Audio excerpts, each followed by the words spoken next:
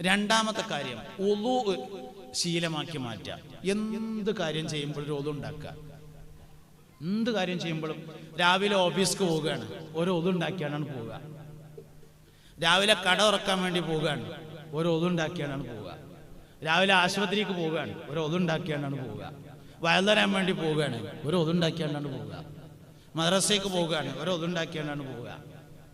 Shoot ചെയ്യാൻ വേണ്ടി പോവുകയാണ്, ഒരു ഉളു ഉണ്ടാക്കിയാണ് പോവുക. മൊബൈൽ വിൽക്കാം. ഇതെന്തിനാ എങ്ങനെ എണ്ണി പറഞ്ഞാൽ അറിയോ? എവിടെങ്കിലും ഒരു തുള്ളി കൊളുത്താൻ വേണ്ടിയിട്ടാണ്. അങ്ങനെ കൊളുത്തുള്ളൂ. അല്ല നിങ്ങളെ പറ്റി പറഞ്ഞില്ലെങ്കിൽ മുപ്പര് നമ്മളെ പറ്റി അല്ല പറഞ്ഞതെന്ന് തോന്നുന്നു, അതിനാണ് ഇത് എണ്ണണത്. എണ്ണിയാൽ എവിടെങ്കിലും ഒന്ന് കൊളുത്തും. ടാക്സിയാണ് ആള്, ടാക്സി ഓടിയാണ്, ഒരു ഒതുണ്ടാക്കിയാണ്ട് ഇറങ്ങുക. ഒരു നിക്കാഹിന് പോവുകയാണ്, ഒരു ഒതുണ്ടാക്കിയാണ്ടാണ് പോവുക.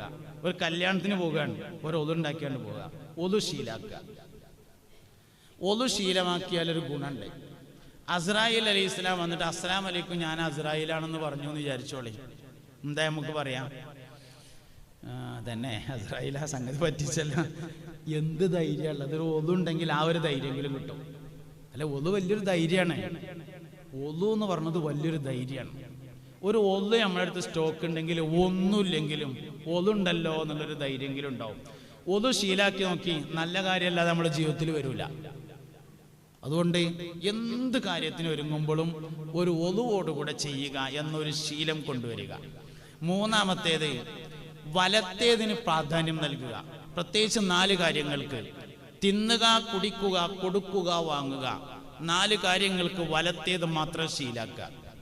എല്ലാതും വലത്തേതുകൊണ്ടാണ് വേണ്ടത്. പ്രത്യേകിച്ച് 4 കാര്യം: 1 തിന്നുക, 2 കുടിക്കുക, 3 കൊടുക്കുക, 4 വാങ്ങുക. മീൻ കച്ചവടമാണ്. മീൻ തൂക്കിയാണ് കൊടുക്കുമ്പോൾ വലത്തെ കൈകൊണ്ട് കൊടുക്കുക. പൈസ വാങ്ങാണ്, വലത്തേതുകൊണ്ട് വാങ്ങുക. ബാക്കി കൊടുക്കുകയാണ്, വലത്തേതുകൊണ്ട് വാങ്ങുക. ബാക്കി വാങ്ങാണ്, വലത്തെ കൈകൊണ്ട് വാങ്ങുക. തിന്നുക, കുടിക്കുക, കൊടുക്കുക, വാങ്ങുക, വലത്തേതിനെ നിർബന്ധമാക്കുക. വലത്തെ കയ്യോ അങ്ങനെ തന്നെ, വലത്തെ കാലോ അങ്ങനെ തന്നെ. ഏതെങ്കിലും ഒരു വഴിക്ക് നമ്മൾ പോവുകയാണ്. ഇടത്തേതിനെ മുന്തിക്കാൻ പറഞ്ഞ സ്ഥലം അല്ലാത്ത എല്ലാ സ്ഥലങ്ങളിലും വലത്തേതിനെയാണ് മുന്തിക്കേണ്ടത്. ഇടത്തേതിനെ മുന്തിക്കേണ്ടത് പ്രത്യേകം പറഞ്ഞിട്ടുണ്ട്. അതല്ലാത്ത മുഴുവൻ സ്ഥലങ്ങളിലും വലത്തേതിനെയാണ് മുന്തിക്കേണ്ടത്. അതുകൊണ്ട് 4 കാര്യങ്ങളിൽ ഇത് ഞാൻ പറയുമ്പോൾ നിങ്ങൾക്ക് തോന്നും അതങ്ങനെ തന്നെ ഞാൻ ചെയ്യലേന്ന്.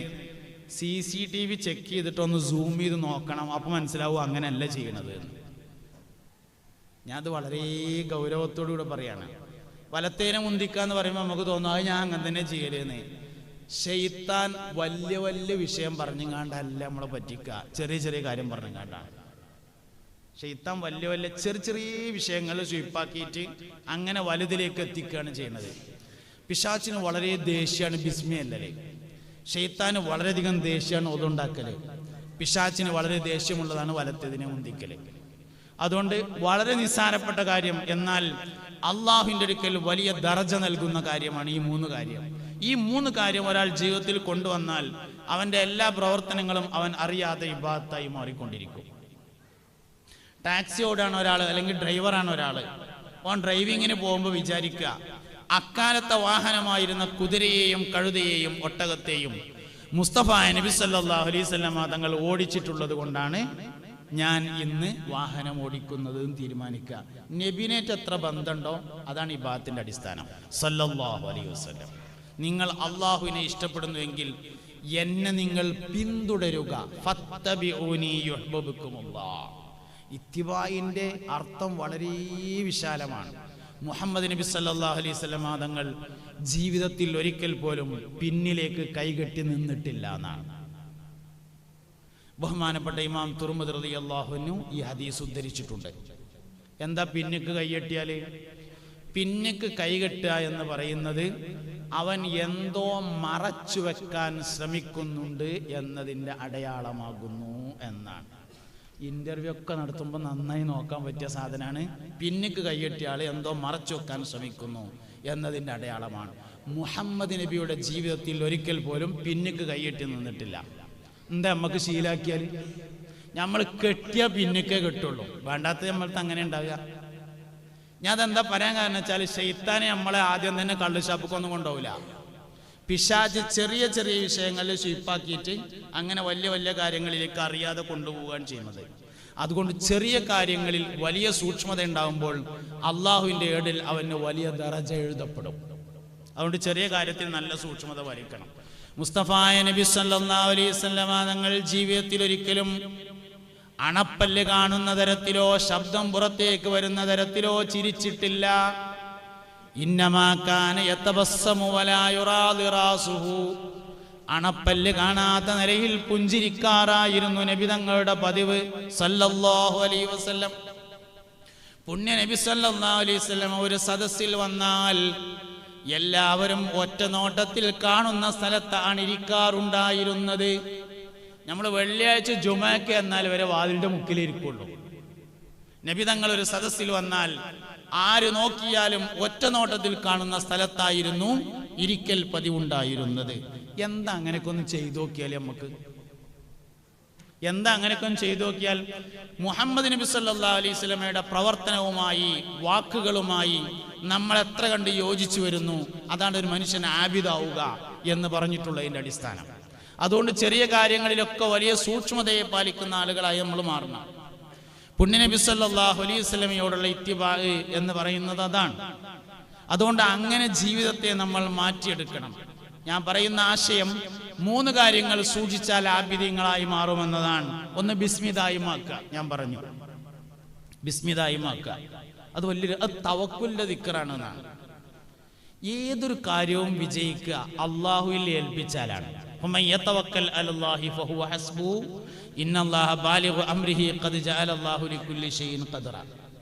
ഏതൊരു കാര്യം വിജയിക്കുക അള്ളാഹുവിനെ ഏൽപ്പിച്ചാലാണ്. ബിസ്മി എന്ന് പറഞ്ഞത് അള്ളാഹുവിനെ ഏൽപ്പിക്കലാണ്. ഒരു വഴിക്ക് പോവുകയാണ്, ബിസ്മില്ലാഹിർ റഹ്മാനിർ റഹീം, റഹ്മാനും റഹീമുമായ അള്ളാഹുവിന്റെ പേര് കൊണ്ട് ഞാൻ പോകുന്നു എന്ന് പറഞ്ഞാൽ അതിന്റെ അർത്ഥം പടച്ചോനെ അന്നെ ഏൽപ്പിച്ചു എന്നാണ്.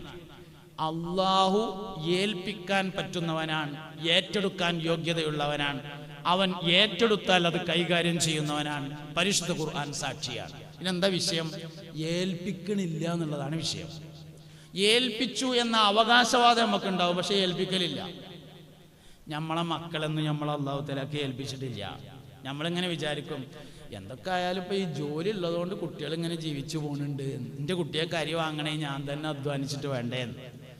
നമ്മളെ അരി തന്നെ നമ്മൾ അധ്വാനിച്ചിട്ടല്ല. ഇന്നിപ്പോ ഉച്ചക്ക് നാടൻ ചോറ് വേണമെന്ന് കരുതിയിട്ട് കിട്ടിയത് മട്ടൻ മന്തിയാണ്.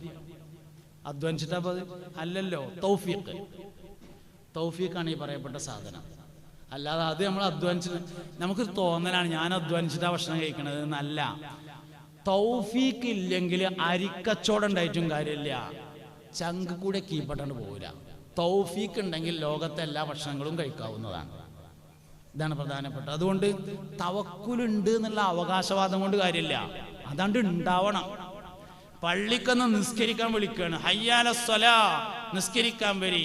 ശരിക്കും എന്താ പറയേണ്ടത്? ഇതാ വരുന്നോ, അതിനെന്നെ ഞാൻ കന്നൂട്ടി നിർത്തിയിട്ട് പാടത്തുനിന്ന് കയറിയത് എന്നാണ് പറയേണ്ടത്. പക്ഷെ പറയാൻ വേണ്ടി പറഞ്ഞാൽ എന്താ? ലാ ഹൗല വലാ ഖുവത ഇല്ലാ ബില്ലാഹിൽ അലിയിൽ അദീം, ഉന്നതനും മഹാനുമായ അള്ളാഹു വിചാരിച്ചാലല്ലാതെ വരാൻ കഴിയൂല എന്ന് പറയാനാ പറഞ്ഞത്. ഇതിന്റെ പേരാണ് തവക്കുൽ എന്ന് പറഞ്ഞത്. തവക്കുൽ നമ്മുടെ ജീവിതത്തിൽ ഇല്ലാതെയാവുന്നുണ്ട്. ബിസ്മി തവക്കുലിനെ ഉണ്ടാക്കും. എന്തൊരു കാര്യം ചെയ്യുമ്പോഴും ബിസ്മി അല്ലാൽ തവക്കുലിന്റെ ദിക്റാണ് യഥാർത്ഥത്തിൽ ബിസ്മില്ലാഹിർ റഹ്മാനിർ റഹീം എന്ന ദിക്ർ. ചുരുക്കിയിട്ടും ചെല്ലാം, നീട്ടിയിട്ടും ചെല്ലാം. നീട്ടി ചെല്ലിയാൽ ബിസ്മില്ലാഹിർ റഹ്മാനിർ റഹീം എന്ന് മുഴുവൻ ചെല്ലണം. ചുരുക്കി ചൊല്ലാം എന്നാണ് ഹദീസ് എന്ന് മനസ്സിലാവുന്നത്. കുല്ലു അംരിൻ ദീ ബാലിൻ ലാ യുബ്ദഉ ബിസ്മില്ലാഹി ഫഹു അബ്തറു. ആ ഹദീസിൽ ചുരുക്കിയിട്ടാണ് ചൊല്ലിയിട്ടുള്ളത്, ബിസ്മില്ലാ എന്നേ ചൊല്ലിയിട്ടുള്ളൂ. അതുകൊണ്ട് ചുരുക്കി ചൊല്ലാം എന്നാണ് ഈ ഹദീസ് എന്ന് മനസ്സിലാവുന്നത്. അപ്പൊ നീട്ടി ചെല്ലാൻ കഴിഞ്ഞില്ലെങ്കിൽ ബിസ്മില്ലാ എന്ന് ചുരുക്കിയിട്ടെങ്കിലും ചൊല്ലണം. എന്ത് കാര്യത്തിനും ബിസ്മി ചൊല്ലുന്ന ഒരു ശീലത്തെ ഉണ്ടാക്കിയാൽ ഏത് കാര്യവും തവക്കുലിന്റെ പരിധിയിൽ വരും. അപ്പോൾ നമുക്ക് ആ കാര്യം ഇബാദത്തായി മാറ്റാൻ വേണ്ടി പറ്റും. രണ്ടാമത് ഞാൻ പറഞ്ഞത് വലത്തേതിനെ മുന്തിക്കുക എന്നതാണ്. മൂന്നാമത് പറഞ്ഞിട്ടുള്ളത് ഉളു ദായിമാക്കുക എന്നതാണ്. വേണമെന്ന് വിചാരിച്ചാൽ നടക്കുന്ന കാര്യമുള്ളത്. മൂത്രയിക്കാൻ പോയാൽ നമ്മൾ ഏതായാലും കാലും ഒരു കോപ്പ വെള്ളം പാരും, മുഖം എന്തായാലും ഒന്ന് കഴുകും, കൈ മുൻകൈ വരെ കഴുകും. ഇനിയിപ്പോൾ എത്ര ആവശ്യമുള്ളൂ? മുൻകൈ വരെ കഴുകിയത് മുട്ടുവരാക്കണം, തലമ്മ ഒന്നിങ്ങനെ വെള്ളം കൊണ്ട് തോണ്ടണം, നീയത്തും വേണം. ഇത്ര എളുപ്പം ഒതുവിന് ആവശ്യമുള്ളത്. 10 റുപ്യൻ്റെ ഒരു കുപ്പി വെള്ളം വാങ്ങിയാൽ 2 ഒതു ഉണ്ടാക്കാനുള്ള വെള്ളം കിട്ടും.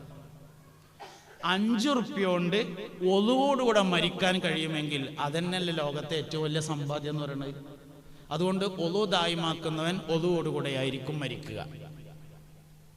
ഉറങ്ങുന്നവന്റെ ഒളു ഉറക്കത്തിൽ ഉണരുകയില്ല, ഉറക്കത്തിൽ മുറിയുകയില്ല എന്നാണ്, ഉണർച്ചയിലാണ് മുറിയുന്നത് എന്നാണ്. ഒരാൾ ഉറങ്ങുമ്പോൾ ഒതുണ്ടാക്കി, ഉറങ്ങി, ഓന്റെ ഒളു എപ്പോഴാ മുറിയ? ഉറക്കത്തിൽ ഒളു മുറിയില്ല, ഉണരുമ്പോഴാണ് മുറിയുന്നത്. അപ്പോൾ അവൻ വേറെ ഒതുണ്ടാക്കിയാൽ മതി, ഉറക്കത്തിൽ ഒളു മുറിയുകയില്ല. നിങ്ങൾക്ക് മനസ്സിലായോ എന്നറിയില്ല. മയ്യത്തിന് ഒതുണ്ടാക്കി കൊടുത്തു, പിന്നെ മൂത്രം പോന്നാൽ രണ്ടാമത് ഒതുണ്ടാക്കി കൊടുക്കണ്ട. എന്താ കാരണം? മയ്യത്തിന്റെ ഒളു മുറിയില്ല, കാരണം അവൻ ഉണരുന്നില്ല എന്നുള്ളതാണ് കാരണം. ഉറങ്ങുന്നവന്റെ ദിക്ർ ഉറക്കത്തിലല്ല മുറിയുന്നത്, ഉണർച്ചയിലാണ്. ഒരാളിങ്ങനെ ലാ ഇലാഹ ഇല്ലല്ലാഹ് ലാ ഇലാഹ ഇല്ലല്ലാഹ് എന്ന് ചൊല്ലിക്കൊണ്ടിരിക്കുന്നതിന്റെ ഇടയിലാണ്ട് ഉറങ്ങിയാൽ ഉറക്കത്തിനും ലാ ഇലാഹ ഇല്ലല്ലാഹയാണ്. ആ ലാ ഇലാഹ ഇല്ലല്ലാഹ് അവസാനിക്കുന്നത് അവൻ ഉണരുമ്പോഴാണ്. ഈ ഉറക്കത്തിൽ അവൻ മരിച്ചാൽ അവന്റെ അവസാനത്തെ വാക്ക് ലാ ഇലാഹ ഇല്ലല്ലാഹയാകുന്നു. അതുകൊണ്ട് ഉറങ്ങുന്നവന്റെ ദിക്ർ ഉറക്കത്തിൽ മുറിയില്ല. ഉറങ്ങുന്നവന്റെ ഫിലിമും ഉറക്കത്തിൽ മുറിയില്ല കേട്ടോ. അല്ല, ദിക്ർ മാത്രല്ല, ഉറങ്ങണവന്റെ ചാറ്റിങ്ങും ഉറക്കത്തിൽ മുറിയില്ല. അത് ഉറക്കത്തിൽ അതന്നെ ഇക്കാരം. അതുകൊണ്ട് നല്ലോണം സൂക്ഷിക്കണം. ഉറങ്ങുന്നവന്റെ ദിക്ർ ഉറക്കത്തിൽ മുറിയില്ല, ഉറങ്ങുന്നവന്റെ ഒളു ഉറക്കത്തിൽ മുറിയില്ല, ഉണർച്ചയിലാണ് മുറിയുന്നത്. ഉണരുമ്പോൾ മുറിയും. ഉണർന്നിട്ടില്ലയോ ദിക്റും മുറിയില്ല, ഒളു മുറിയില്ല. അപ്പോൾ ഒരാൾ ഒളു ഉണ്ടാക്കി ഉറങ്ങി ആ ഉറക്കത്തിൽ മരണപ്പെട്ടാൽ അവൻ ഒളുവോടുകൂടെ മരണപ്പെട്ടു. ഒരാൾ ഒളു ഉണ്ടാക്കി, ഒരാൾ ദിക്ർ ചൊല്ലി ലാ ഇലാഹ ഇല്ലല്ലാഹ് ചൊല്ലി ഉറങ്ങി ആ ഉറക്കത്തിൽ മരണപ്പെട്ടാൽ അവൻ അവസാനം ലാ ഇലാഹ ഇല്ലല്ലാഹ് എന്ന് ചൊല്ലി മരിച്ചു. അതുകൊണ്ട് ഒളു ദായിമാക്കിയുള്ള ഏറ്റവും പ്രധാനപ്പെട്ട ഗുണം ഒളുവോടുകൂടെ മരിക്കാൻ പറ്റും എന്നതാണ്. അതുകൊണ്ട് എപ്പോൾ മൂത്രമൊഴിക്കുന്നുവോ, എപ്പോൾ ഒളു മുറിയുന്നുവോ അപ്പോൾ ഒളുണ്ടാക്കുക എന്നൊരു ശീലം കൊണ്ടുവരണം. വളരെ വിശാലമായി പറയണം. വേറൊരു ടാക്സി ഓടിക്കുന്നിടത്തേക്കോ ഒരു വയല് പറഞ്ഞിടത്തേക്കോ മാത്രം ബാധകമാക്കരുത്. രാവിലെ സുബഹി നിസ്കാരം കഴിഞ്ഞ് അടുക്കളയിലേക്ക് പോവുകയാണ്, ഒന്ന് മൂത്രമൊഴിച്ചെന്നാ പോണത്, എന്നാലും ഒരു ഒതും കൂടി ഉണ്ടാക്കിയിട്ട് അടുക്കളയിൽ പോയിട്ട് തീ പിടിപ്പിക്കുക. ഭക്ഷണം പാചകം ചെയ്യാൻ ഒരുങ്ങാണ്. ഒരാൾ ഹോട്ടലിൽ ജോലിയാണ്, കിച്ചണിലേക്ക് കയറുകയാണ്, ഒരു ഒതുണ്ടാക്കിയാണ്ട് കയറുക. ഒരാൾ മൈക്കക്കാരനാണ്, അത് ഓപ്പറേറ്റ് ചെയ്യാൻ വേണ്ടി ഒരുങ്ങാണ്, ഒരു ഒതുണ്ടാക്കിയാണ് ചെയ്യുക. ഇങ്ങനെ എണ്ണീറ്റ് അവനാൻ്റെ ജീവിതം അതായിട്ടാണ് കണക്ട് ചെയ്യണം. അപ്പോഴേ നമുക്ക് അതിൻ്റെ ഗൗരവം മനസ്സിലാവുള്ളൂ. അതുകൊണ്ട് എല്ലാ കാര്യങ്ങളും ഇങ്ങനെ ചെയ്യുമ്പോൾ ഒരു മനുഷ്യൻ ആബിദായി മാറും. മുസ്തഫ നബി സല്ലല്ലാഹു അലൈഹി വസല്ലം തങ്ങളുടെ ജീവിതവുമായി നമ്മുടെ ജീവിതം എത്രയാണോ ബന്ധപ്പെട്ട് വരുന്നത്, അതാണ് ഒരു കാര്യം ഇബാദത്തിന്റെ പരിധിയിൽ വരുന്നതിൻ്റെ അടിസ്ഥാനം എന്ന് നമ്മൾ മനസ്സിലാക്കിയിട്ട് ചെയ്യുന്ന എല്ലാ പ്രവർത്തനങ്ങളും മുസ്തഫ നബി സല്ലല്ലാഹു അലൈഹി വസല്ലമയുമായി ഖൽബ് കൊണ്ട് ബന്ധപ്പെടുത്തുക. അല്ലാതെ അതിനു വേണ്ടിയിട്ട് വേറെ പ്രത്യേക കാര്യങ്ങൾ ചെയ്യലല്ല. അമ്പിയാക്കളുമായിട്ടൊക്കെ ബന്ധപ്പെടുത്താൻ പറ്റും, എല്ലാ അമ്പിയാക്കളുമായിട്ടും ബന്ധപ്പെടുത്താൻ പറ്റും. ലോകത്ത് 1,24,000 അമ്പിയാക്കൾ വന്നിട്ടുണ്ട്.